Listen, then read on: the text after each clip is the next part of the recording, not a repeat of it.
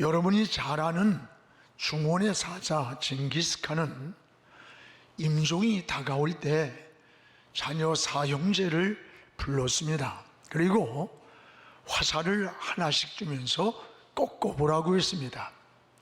사형제 모두 화살을 쉽게 꺾었습니다. 칭찬을 한 후에 이번에는 4개의 화살을 한 대 묶어서 한 묶음씩 주면서 꺾어보라고 했습니다. 사형제 모두가 아무도 그 화살을 꺾지를 못했습니다. 이때 징기스칸이 마지막 하는 말이, 너희 한 사람 한 사람은 이렇게 쉽게 꺾어지고 만다.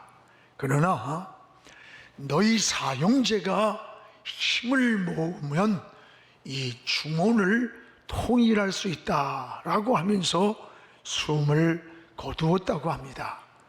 그렇습니다.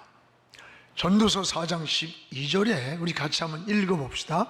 한 사람이면 패하거니와 둘이면 능히 강하나니 삼겹줄은 쉽게 끊지 못하리라. 지금 우린 개인이나 사회, 또 여러분 국내외적으로 굉장히 어려운 시대에 있습니다. 우리 이런 어려운 시대일수록 우리 가정도 하나가 되고 또 교회도 하나가 되고 국가도 하나가 되어야 합니다.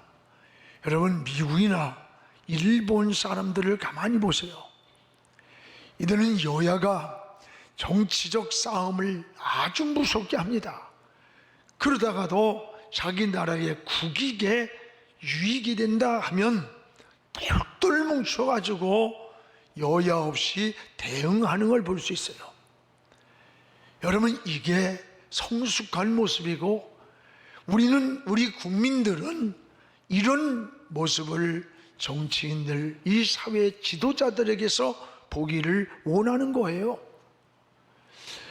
여러분, 나라를 빼앗기고 전쟁의 폐허 속에서 근현대사의 아주 짧은 역사의 시간에 우리 민족이 세계 민족 위에 뛰어난 민족, 경제 대국으로 이 선 것은 하나님 은혜입니다. 또 여러분, 우리 민족의 저력이에요. 더 나아가서 우리 부모 세대들이 허리띠를 졸라매고 피와 땀과 눈물을 흘려준 대가라고 하는 것을 기억하면서 우리 민족, 우리 사회, 우리 조국을 잘 지켜야 할 사명이 있다는 걸 잊지 말아야 돼요. 뭐든지 이루어가기는 굉장히 힘이 들어요. 그러나 무너지는 것은 한순간입니다. 미국의 110층짜리 무역센터 쌍둥이 빌딩이, 그 빌딩을 짓는 시간이 7년이 걸렸답니다. 그런데 2001년 9월 11일 9.11 테러로 무너질 때 7년 동안을 지었던 저 거대한 110층 쌍둥이 빌딩이 단 1시간도 안 돼서 무너지고 말았어요. 오늘 여러분, 우리 인생도 마찬가지입니다. 우리가 명성을 쌓고 또 명예와 존경을 받기까지는 오랜 시간의 덕을 쌓아야 돼요. 그러나 그 명예와 영광과 존귀가 무너지는 시간은 한순간일 수 있는 거예요. 신앙도 마찬가지입니다. 무너지기는 쉬워도 다시 회복하기는 여간 어려운 게 아니에요.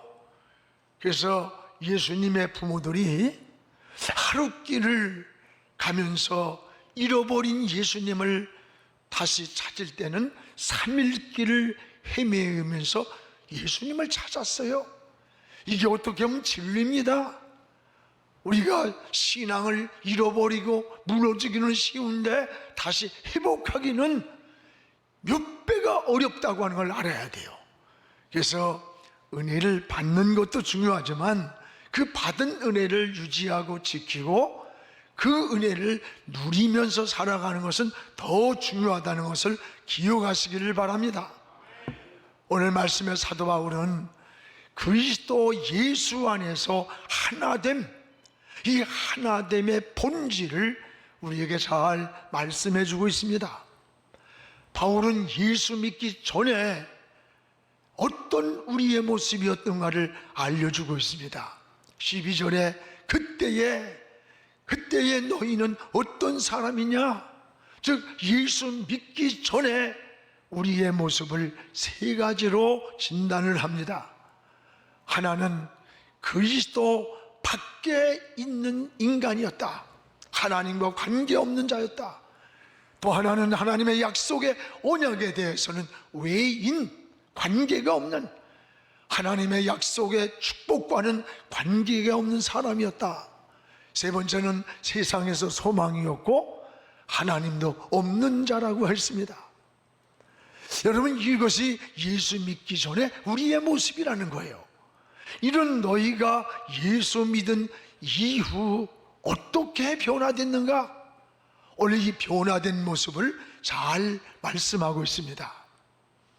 오늘 13절에 이렇게 말씀합니다. 이제는 전에 멀리 있던 예수 밖에 있던 너희가 그리스도 예수의 피로 하나님과 가까워졌느니라. 그렇습니다. 오늘 여러분 14절에 또 이렇게 말씀합니다. 그리스도 안에서 평화가 이루어졌다. 하나님은 중간에 막힌 담을 헐어주시고 그리스도를 통해서 둘로 하나를 만드셨다고 했고, 또 16절에는 십자가로 한 몸을 이루셨다. 십자가로 원수된 것을 소멸하셨다고 했습니다. 또 17절에는 이렇게 말씀합니다. 먼데 가까이 있는 자들에게 평안을 전하게 되었다. 여기서 먼데와 가까이라고 하는 말은 시간과 공간을 초월해 예수 안에 은혜를 누리는 자는 하나님의 은혜를 전하는 자, 하나님의 평안을 전하는 자가 되었다는 거예요. 여러분, 그러면 어떻게 이 하나님과 우리와 막힌 담을 헐고 이렇게 하나가 될 수 있었을까? 따라합시다. 오직 예수 그리스도를 통해서입니다. 여러분, 지금 우리가 남북 관계가 똑같아요. 우리 같은 민족끼리 세계에서 가장 위험하게 대치되어 있는 게 우리 민족입니다. 이런 상황에서 어떻게 우리가 통일을 위해 기도하고 통일을 말할 수가 있겠는가? 무기가 중요하고 군사력이 중요해요. 또 북한의 핵 공격을 막는 요즘 공포의 균형이란 말을 써요. 공포의 균형이 뭐예요? 우리도 핵을 북한에 가졌으니까 전술핵을 배치해서 대북 공격을 막는 억제력이 있어야 된다. 반드시 저는 있어야 된다고 봐요. 그러나 이것만으로는 되는 게 아닙니다. 이것은 피를 흘리고 서로 자멸하는 길일 뿐이에요. 우리는 동서독의 통일을 잘 압니다. 동서독이 통일되었을 때 그 통일 전문가들이 30년이 지나도 독일의 통일을 오지 않는다 그랬어요. 그런데 어느 날 베를린 장벽이 무너지고 이 동서독이 통일이 된 거예요. 여러분 잘 알다시피 배후에는 독일 통일의 도화선이 된 라이프치히 니콜라이 교회에서 7명이 8년 동안의 기도 운동으로부터 시작되었다고 하는 것은 역사가 증명을 하는 거예요. 놀라운 일입니다. 전문가들도 30년, 50년이 지나도 통일이 오지 않는다고 내다보았지만 하나님께 기도하던 소수의 무리로부터 시작되어 통일의 역사를 이룬 거예요. 우리는 환경이 어떻든 조건이 어떻든 우리 그리스도인들은 생각과 가치관과 보는 관점이 다른 거예요. 우린 성경을 기준한 성경적 관점에서 우리 민족의 통일을 봐야 되고, 그 통일을 생각하고 기도해야 돼요. 그 하나님의 관점이 뭘까? 하나님의 손이에요. 우리 민족의 통일도 여러분 하나님이 손을 들어주셔야 되는 거예요. 그래야 피 흘리지 않는 이 땅에 한 민족의 통일을 올 수 있는 거예요.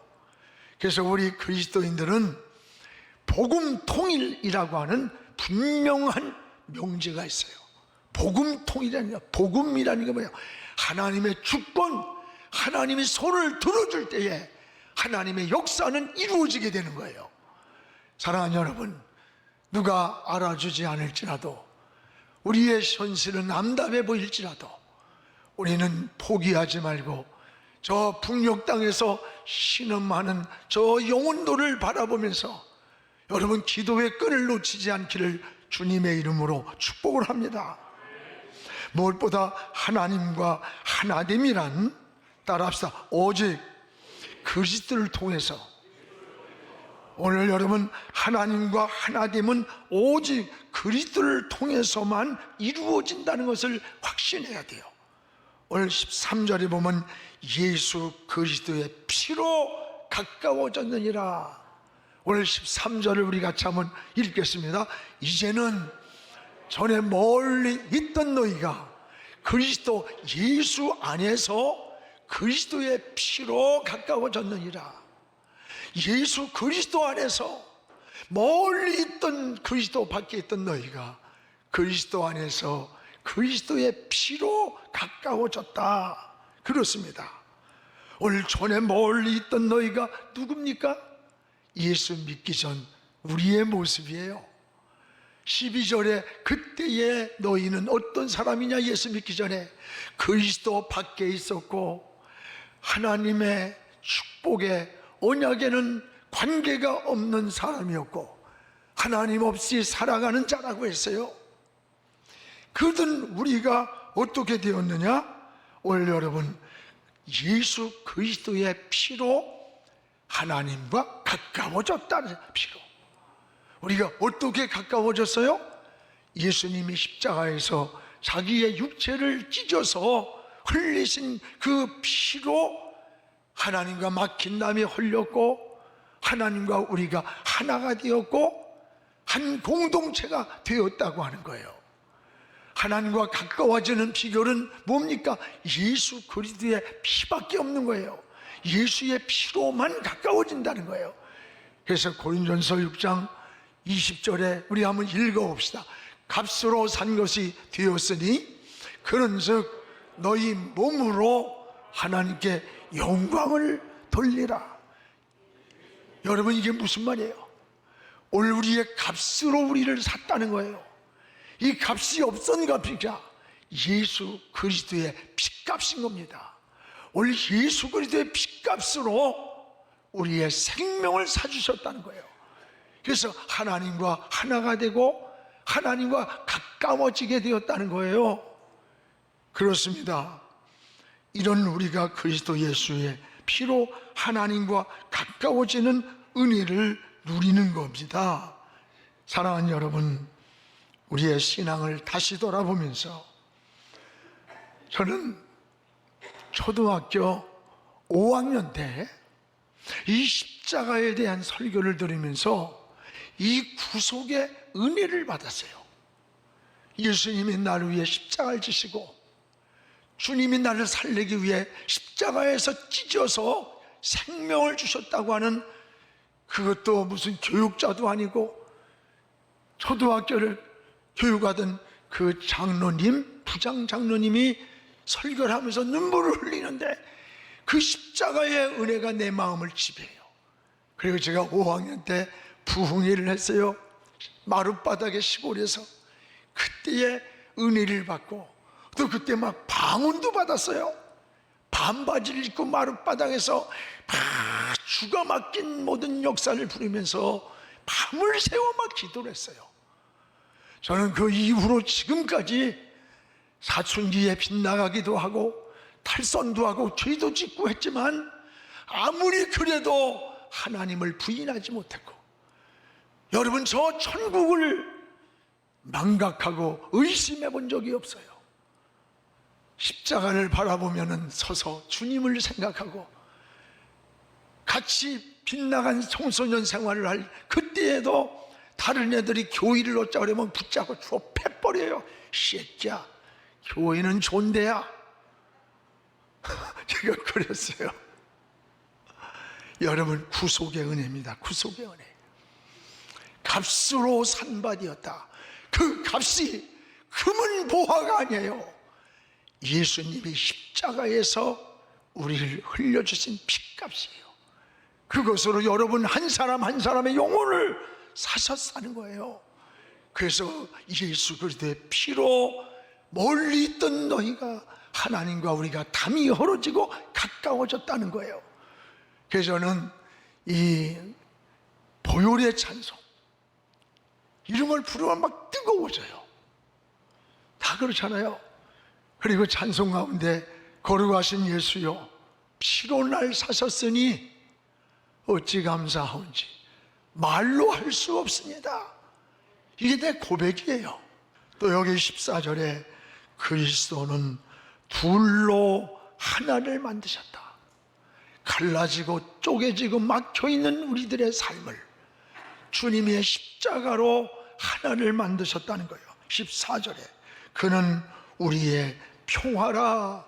그는 우리의 평화라. 그가 예수 그리스도는 우리의 평화라. 둘로 하나를 만드사 중간에 막힌 담을 헐어버렸다. 그렇습니다. 오늘 막힌 담이 없어야 돼요. 여러분, 우리 몸에 혈관도 막히면 죽는 겁니다. 하나님과 막힌 게 있습니까? 가정에, 사람과, 직장에서, 친구 간에, 사회에서 여러분 막힌 거 있어요? 오늘 14절에 주님은 중간에 막힌 담을 헐었는데 어떻게 헐었느냐? 자기 육체로 허물었다. 육체로.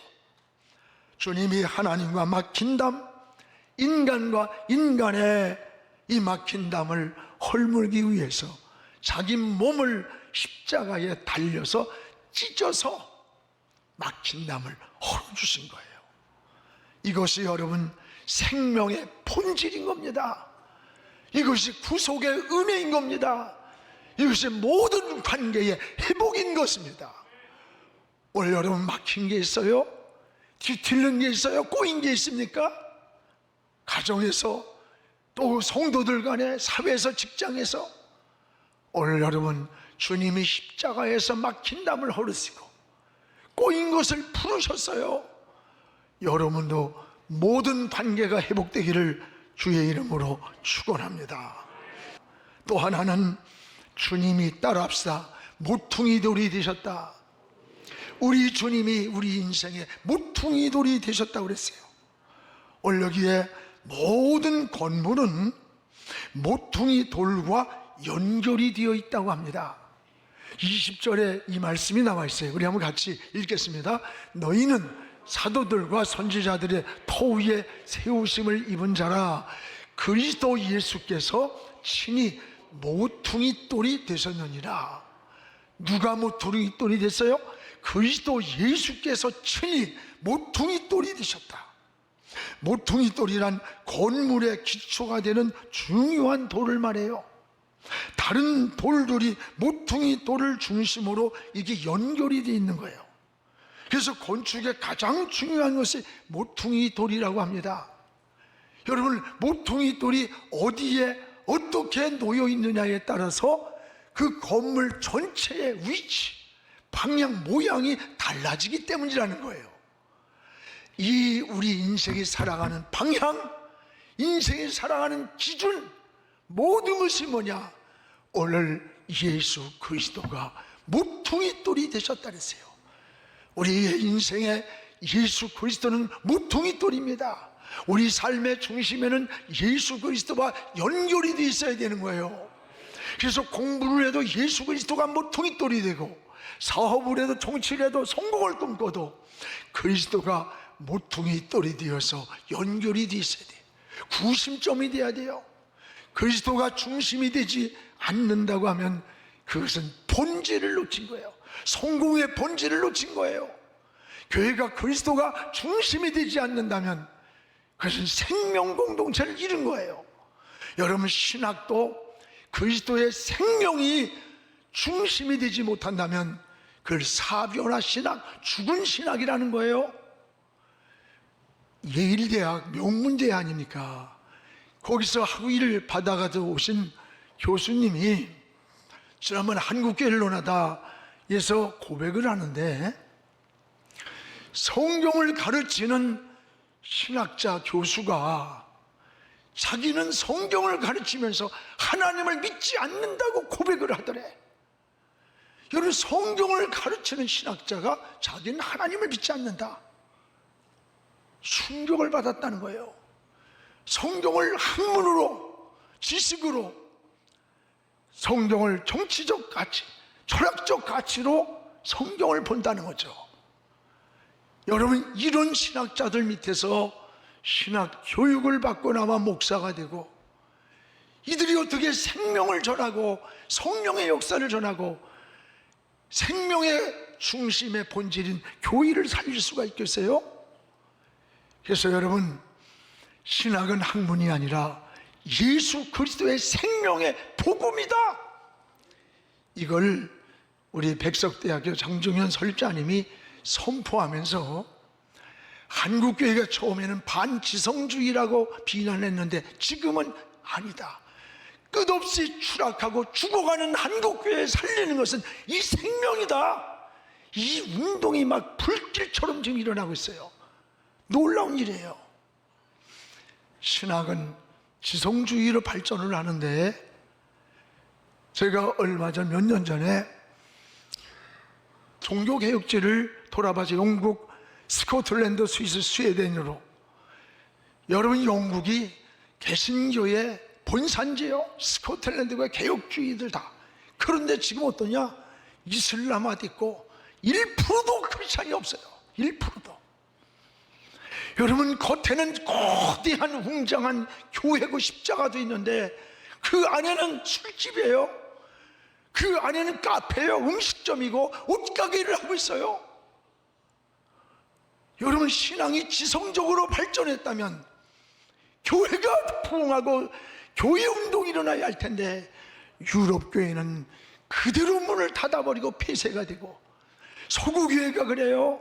술집이 되고 카페가 되고, 올 여름은 한국 교회도 앞으로 이렇게 될지 누가 알겠어요? 이 코로나 앞에서 한국 교회가 굉장한 줄 알았더니 정말 영성과 야성이 약하다는 것을 깨닫고 저 자신도 얼마나 회개를 하는지 몰라요. 이게 오늘 우리의 현주소라는 것을 깨닫기를 축복합니다. 그래서 여러분, 우리 교단은 이것을 놓고 고민을 하는 거예요. 왜 그럴까? 아니, 지식이 넘치고 보도의 지성의 학문을 가지고 신학을 공부하고 학위를 받고 돌아와서 하는데 왜 한국교회는 점점, 한국교회도 지금 침몰하고 있을까? 왜 성령의 역사는 일어나지 않았을까? 왜 무릎 꿇는 기도는 줄어들까? 이게 여러분, 소국교회, 유럽교회만이 아니에요. 지금 한국교회도 비슷한 현상이에요. 그래서 여러분, 우리 교단에 맺히는 신학이 개혁주의 생명신학, 생명운동이다. 생명. 오늘 생명이 죽었기 때문입니다. 우리를 하나님이 창조하시고 영이신 그 하나님을 어떻게 학문이라고 하는 지식에다가 하나님을 가둘 수가 있느냐? 이것이 우리 교단이 외치는 개혁주의 생명신학의 출발점이에요. 그래서 그리스도가 모퉁이 돌이 되어 모든 영역에 생명이 연결되어져야 된다. 이 생명운동, 성령운동, 이 신학이 다시 회복되어야 된다. 학문이 아니다, 지식이 아니다. 신학은 학문이 아니라 예수 그리스도의 생명의 복음이라, 복음. 할렐루야. 그래서요, 저는 우리 교단에 대한 자부심이 굉장히 많아. 야, 그래, 이 시대를 살릴 수 있는 것은 이 생명이다. 여러분, 무릎 꿇고 기도하지 않고 성경을 펴들고 읽지 않고 성경을 읽다가 십자가를 발견하고 주님의 모습을 뜻을 깨닫고 성경의 적도로 눈물을 흘릴 수 있는 그런 영적 지도자들이 있다면 절대 교회는 쇠퇴하지 않아요. 무너지지 않습니다. 저는 성도들의 문제가 아니라 우리 목회자들의 문제예요. 목회자를 양성하는 신학자가 문제예요. 이건 제가 하는 얘기 아니라 우리 설립자님이 하는 자성하며 탄식하는 고백입니다. 오늘 우리는 영적으로 무섭게 침몰해가고 영적으로 무섭게 우리가 무너져가는 이럴 때에 우리의 신앙을 지키고 믿음을 지키고 이 생명의 운동이 다시 일어나서 하나님의 영광이, 하나님의 나라가 더욱 일어나기를 주님의 이름으로 축원합니다.